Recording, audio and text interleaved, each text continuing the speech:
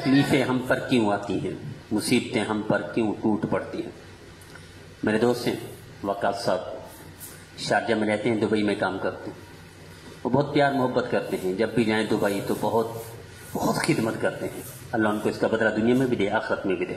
ان کے اور بھی ساتھی ہیں، ان کے رومیٹ ہیں، بہت پیار محبت کرنے والے ساتھی ہیں، مخلص ہیں، صاحب کردار، صاحب اعمال ہیں، اللہ ان کی زندگی میں برکت دے۔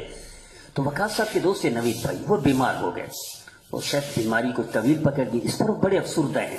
تو انہوں نے کہا، مجھے سے پوچھا، مفتی صاحب یہ بیمار بندہ کیوں ہوتا ہے، یہ تکلیفیں کیوں آتی ہیں؟ یاد رکھیے ہر چیز اللہ کی طرف سے ہے، بیماری بھی اللہ کی طرف سے، شفا بھی اللہ کی طرف سے، خوشی بھی اللہ کی طرف سے، غم بھی اللہ کی طرف سے۔ پہلی بات یہ ہے، اللہ ہمارا دشمن نہیں ہے، اللہ ہمارا خیر خواہ ہے۔ تو خیر خواہ اللہ بیمار کیسے کرے گا؟ ماں بچے کو برداشت نہیں کرتی تھوڑی تکلیف دینا، لیکن نہلاتی ہے، بچہ روتا ہے، کیا یہ دشمن ہے؟ ماں بیمار ہوتا ہے تو ڈاکٹر کے پاس لے جاتی ہے، انجیکشن لگواتی ہے، بچہ چیختا رہتا ہے، کیا یہ دشمن ہے؟ ماں آپریشن کی ضرورت پڑتی ہے، بچے کی ماں پیسے دے کر ڈاکٹر کو منت بھی کرتی ہے، پیسے بھی دیتی ہے، آپریشن کرواتی ہے، بچہ چیختا رہتا ہے، کیا یہ دشمن ہے؟ ماں نہیں، یہ پیار ہے، یہ محبت ہے۔ اسکول نہیں جانا چاہتا، مدرسے نہیں جانا چاہتا، زبردستی بھیجتی ہے، کیا دشمن ہے؟ ماں نہیں، بہت پیار ہے۔ میرے عزیزو، یہ اللہ کا پیار ہے کہ اللہ کسی کو تکلیف میں دے کر کیوں تکلیف دیتے؟ تاکہ اس کے گناہ معاف کرے۔ حضرت تھانوی رحمۃ اللہ نے فرمایا، دو فرشتے بھیجے اللہ نے ایک ہی بستی میں، ایک یہودی کے پاس، ایک مسلمان کے پاس۔ دونوں نے مرنا تھا۔ یہودی چاہتا تھا کہ میں مچھلی کھاؤں، ان کو پتہ نہیں تھا کہ ہم نے مرنا ہے، لیکن مرنا ایک ہی وقت میں تھا، دونوں نے ایک ہی محلے میں رہتے تھے، مچھلی کھانا چاہتا تھا۔ تو اللہ نے فرشتے کو بھیجا، جاؤ اچھی مچھلی اس کے اپنے تالاب میں ڈال دو تاکہ کھا کر مرے۔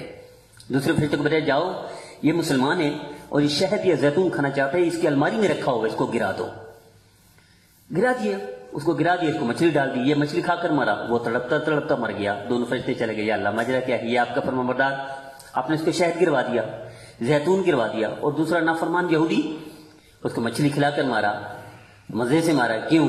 اللہ نے فرمایا، میرے فرشتوں تم نہیں جانتے ہو، یہ یہودی اس کی ایک نیکی باقی تھی، اس کو اس مچھلی کھلا کر ایک نیکی کا ختم کر کے جہنم میں ڈال دیا، اور یہ مسلمان اس کا ایک گناہ باقی تھا، اس کو یہ تھوڑی سی تڑپ ہوئی، جو شہد کھانا چاہتا تھا نہیں کھا سکا، یہ جو ہے نکلی، اس کی وجہ سے زندگی بھر کے گناہ معاف کر کے اس کو جنت بھیج دیا۔ تو اللہ ہمارا دشمن نہیں ہے میرا عزیزو۔ جو نوید بھائی کی وجہ سے پریشان ہیں ہمارے وقاص صاحب، تو اللہ پیار کرتے ہیں۔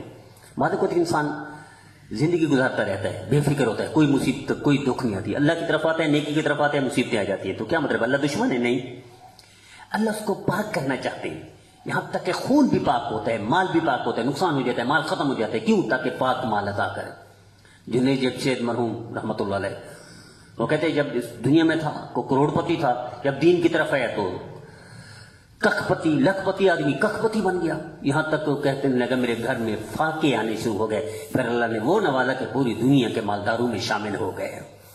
تو جب اللہ اپنی طرف بلاتے ہیں تو اس کا صاف کرتے ہیں، کو خون صاف کرتے ہیں، اس کا جسم صاف کرتے ہیں، اس کا مال پاک کرتے ہیں، ہر اعتبار سے صاف کر کے اللہ شفاف اور اس کو آخرت کے اعتبار سے اپنے جیسا قرب عطا فرما دیتے ہیں۔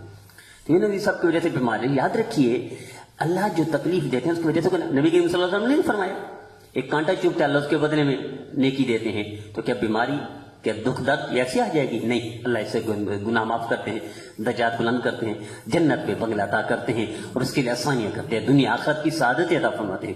یہ واقعہ نہیں ہمیں بتاتا قرآن کا کہ معصوم سا بچہ ہے یوسف، بھائیوں کے ہاتھوں کنویں میں ڈلوایا، پھر کہاں کنان اور کہاں مصر، ایک جماعت کے ہتھے چڑھایا، اسے مصر میں جا کر مارکیٹ میں بیچ دیا، آزاد بچہ، خوبصورت بچہ دنیا کا، اس کو بیچ دیا۔ جس گھر میں پہنچا وہاں زنا کا الزام لگا، جس کو نبی بنانا اس پر زنا کا الزام لگے، اللہ زبان نہیں بند کر سکتے تھے، اللہ ان کی ٹانگیں نہیں توڑ سکتے تھے جنہوں نے کنویں میں ڈالا تھا، نہیں، یہ کامیابی کے ذرائع تھے، یہ ترقی دینی تھی، یہ عزت دینی تھی، یہ بادشاہ تک پہنچانا تھا، جیل پہنچا دیا، نبوت دینی ہے کرے جیل پہنچا دیا، پھر جیل کے ذریعے سے سیدھا وزیر خزانہ بنوایا، وزیر خزانہ جس بادشاہ نے بنایا وہ فوت ہوا تو وہ یہ بادشاہ بن گئے۔